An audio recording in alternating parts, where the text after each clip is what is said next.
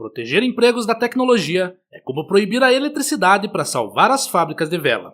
Esta é o Visão Libertária, sua fonte de informações descentralizadas e distribuídas. Ajude a propagar as ideias de liberdade. Deixe o seu like e compartilhe com seus amigos. Um artigo seu pode virar vídeo aqui também, sabia? Este artigo foi sugerido por Mazarop Turguniev, o Jeca Libertário, escrito por Supremo Tribunal Federal, revisado e narrado por Gordinho Caipira. Cada faceta da existência moderna foi um pouco alterada pela automação, e a transformação do local de trabalho é uma boa indicação de seu impacto. O supermercado, por exemplo, foi transformado à medida que novas tecnologias são usadas para maximizar ou substituir o trabalho humano. Um dos primeiros grandes varejistas a fazer isso foi a Auchan, que adotou sistemas automatizados que permitiam que as pessoas comprassem produtos por meio de um processo de digitalização e pagamento com dispositivos automatizados, em vez de depender da disponibilidade de caixas. Para aumentar o tráfego de clientes e limitar os custos operacionais, a rede francesa vem testando lojas totalmente autônomas aos domingos, em algumas unidades no norte da França. A empresa diz que assim consegue aumentar o horário de funcionamento sem comprometer o descanso de seus funcionários. Essa evolução tem sido resistida especialmente por sindicatos, que argumentam que isso levará à perda de empregos. Eles dizem que tal política apenas distribuiria o tráfego de clientes existente, em vez de aumentar as vendas gerais.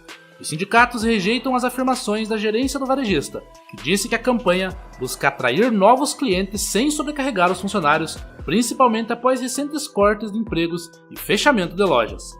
Talvez uma das narrativas mais comuns que surgem em tempos turbulentos seja a ideia de que a tecnologia pode ser a vilã e acabar com empregos, ameaçando os caminhos disponíveis para algumas profissões. Mas se examinarmos a história da automação e do avanço tecnológico mais de perto, podemos ver que essas preocupações nunca são realizadas. Em vez disso, novas ocupações são criadas ao longo do tempo, como resultado de um ciclo interminável de avanço e adaptabilidade. Isso reflete o que acontece com o ramo de supermercados, onde introduzir novas tecnologias de gestão e vendas nunca foi uma tarefa simples. No entanto, sempre foi a opção certa para impulsionar a produção. Os mercados eram basicamente apenas armazéns com balcões, onde os consumidores pediam mercadorias que os balconistas pegavam das prateleiras ou geladeiras e entregavam a eles. Embora essa abordagem fosse eficaz para pequenas empresas, ela tornou a expansão para grandes mercados impossível, pois exigiria muita mão de obra para satisfazer as solicitações dos clientes. Para resolver esse problema, a ideia de autoatendimento foi introduzida no final da década de 1940, e os supermercados começaram a aparecer como um novo substituto. Os clientes agora podiam se servir, trazendo itens direto das prateleiras para o caixa. Havia menos balconistas e as prateleiras foram organizadas para tornar mais simples o acesso à mercadoria. Grandes varejistas conseguiram permanecer viáveis como resultado da produtividade e eficiência aprimoradas do setor, além da redução de preços para o consumidor final. O trabalho do balconista, que antes era uma função essencial, se tornou obsoleto para muitos mercados. Mesmo assim, o mercado foi ágil para recontratar esses trabalhadores. O modelo de supermercado extinguiu a demanda por balconistas, mas gerou uma nova demanda por caixas. Os antigos armazéns geralmente tinham apenas um caixa, já que era um pequeno negócio regional. Com o advento dos grandes varejistas, a necessidade de uma linha de postos de caixa foi criada. Assim nasceu o moderno conceito de supermercado que temos hoje em dia, gerando muito mais comodidade e valor para a sociedade. Esse movimento de substituição do trabalho humano por máquinas ou métodos mais eficientes não é um fenômeno recente. Desde a Revolução Industrial, novos métodos têm sido desenvolvidos visando lucro e eficiência. Estes geraram a atual sociedade em que vivemos, cheia de comodidades impensáveis até para reis de séculos atrás. Apesar de tudo, a resistência à automação tem sido uma constante durante todo esse período. Os ludistas, um grupo de trabalho da Inglaterra do século XIX, foram um dos primeiros grupos organizados a lutarem contra a modernização da produção. Eles destruíram máquinas por acreditar que estas estavam roubando seus empregos e seus meios de subsistência. Apesar dos esforços, o grupo obviamente não conseguiu frear o progresso. Como a história nos mostrou, a inovação sempre prevaleceu. Apesar dos temores e dos conflitos, a automação trouxe benefícios indiscutíveis, criando novas oportunidades de trabalho em setores que sequer existiam antes. Não é de hoje que os políticos usam o medo da automação para propor leis que vão na direção de mais impostos e a interferência na economia, os quais acabam frequentemente tendo o efeito oposto do pretendido. leis que protegem empregos da tecnologia, como aquelas que limitam o uso de certos equipamentos automatizados ou proíbem o autoatendimento, dão aos funcionários a ilusão de estarem seguros, mas na verdade não levam a nada além de maiores custos para todos. O empregador agora terá mais dificuldade ao tentar se modernizar, perdendo clientes para concorrentes no exterior. O empregado terá seu salário reduzido em comparação a outros contratantes, já que a empresa está arcando com mais custos do que sua concorrência. E o consumidor final terá um produto mais caro, já que este foi produzido usando métodos obsoletos para os padrões modernos. Vemos aqui que a publicação de uma lei que restringe a automação a nível nacional acaba por danificar toda a cadeia de produção de um país, fazendo com que produtos de outros mercados possam varrer a indústria nacional. No Brasil, nós já temos uma lei parecida com as medidas que muitos dos contrários à automação promovem: a proibição do self-service impostos e a obrigatoriedade do frentista. A lei brasileira exige a presença de frentistas, argumentando que a lei protege o emprego de milhares de pessoas no país. O resultado dessa normativa é óbvio: aos que estão prestando o mínimo de atenção, os preços vão aumentar graças ao excesso de mão de obra demandada, e este custo será repassado no preço do combustível. Além disso, a legislação ainda diz que a presença do frentista é indispensável para a segurança durante o abastecimento de veículos. Para o Estado, você é burro demais para abastecer o seu próprio carro, algo que é muito comum em países desenvolvidos, mas aqui você é obrigado a pagar para alguém fazer isso. Por mais que o discurso estatal tente te vender a ideia de criação de proteções para os trabalhadores, é evidente que esse tipo de intervenção só serve para perpetuar modelos de negócios ineficazes. A perpetuação de um sistema que impede o progresso e a melhoria da condição de vida de todos, enquanto políticos lucram com taxas e aplicações de multas a estabelecimentos que descumpram com a lei. Apesar de sempre pensarmos na automação feita através de robôs, o uso de inteligências artificiais para a geração de imagens, áudios, textos e outros fins também tem sido muito criticada pelos mesmos setores da esquerda. Em um país com tanta gente inteligente, para que precisa de inteligência artificial?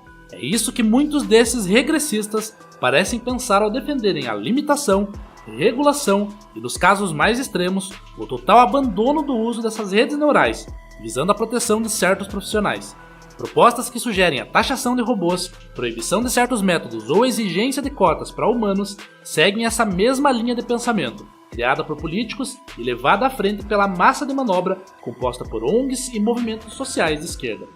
O aumento de impostos sobre as empresas, nesse contexto, tem o efeito colateral de desencorajar o investimento em inovação e encarecer preços para o consumidor final, consequentemente dificultando o crescimento econômico.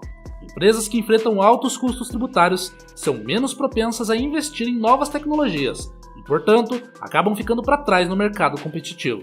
Países que embarcaram nessa onda socialista e refrearam o desenvolvimento tecnológico ao taxar e limitar o uso de robôs ou IAs generativas estarão condenando as suas economias ao subdesenvolvimento.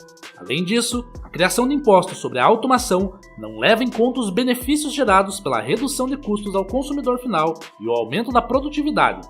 A automação permite a criação de produtos mais baratos e acessíveis, o que por sua vez gera uma maior demanda. Isso pode ser visto claramente em momentos históricos, como a Revolução Industrial, quando a introdução de novas máquinas e métodos de produção não só aumentou a produtividade, mas também reduziu o risco para os trabalhadores, eliminando profissões perigosas e aumentando a expectativa de vida.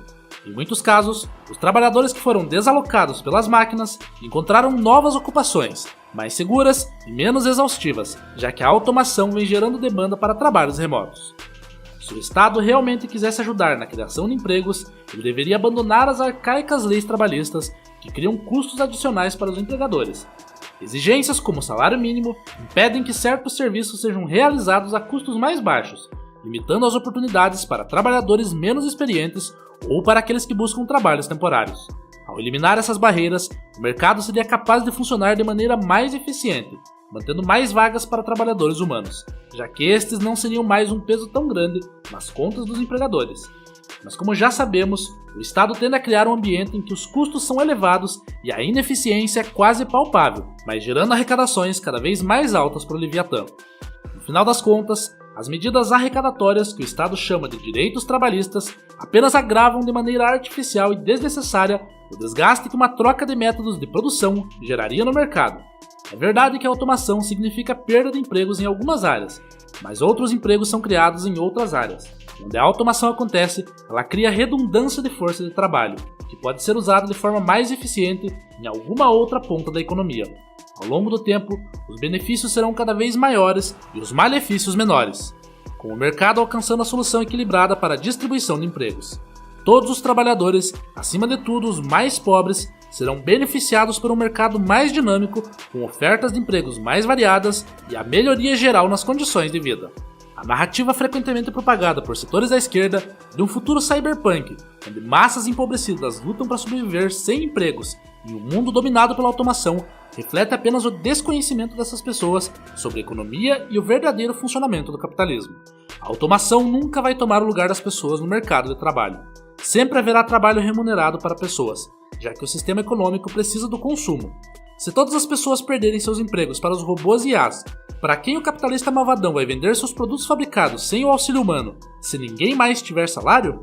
O capitalismo se baseia no lucro, mas este advém do consumo, que não existiria em uma sociedade onde pessoas não são remuneradas, causando um colapso do sistema econômico. Este pequeno exercício de imaginação já faz cair por terra qualquer um desses argumentos simplistas da esquerda, demonstrando que humanos nunca serão totalmente substituídos.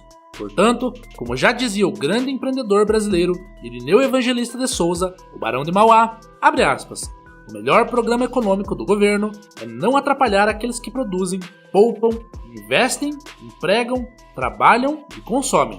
Fecha aspas.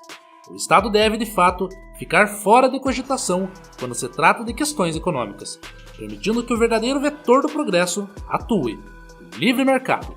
Obrigado pela audiência. Este é um canal colaborativo. Participe você também. Cadastre-se agora mesmo no nosso site visãolibertaria.com e envie os seus artigos por lá. Os colaboradores recebem recompensas em Bitcoin. Inscreva-se no canal e clique no botão da campainha para ser avisado de novos vídeos. Até a próxima!